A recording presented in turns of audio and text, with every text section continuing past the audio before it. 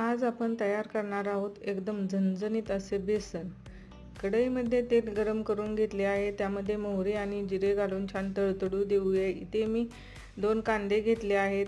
असे मोठेच कट करून घ्यायचे आहेत कांदे. ते तेलामध्ये थोडे फ्राय करून घेऊया. हिरवी मिरची, जिरे, ओवा आणि लसूण याचे वाटण तयार करून घेऊया. कांद्यामध्ये थोडेसे हिंग आणि तयार केलेले वाटण घालून घेऊया.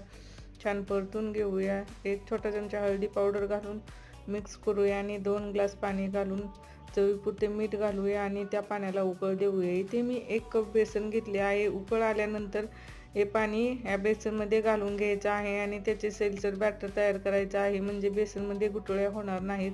असे केल्याने बेसन खूप टेस्टी होते. आता आपण यावरती झाकण ठेवूया आणि 5-6 मिनिटे हे छान शिजवून घेऊया. पहा मस्त शिजले आहे. वरून भरपूर अशी कोथिंबीर घालूया.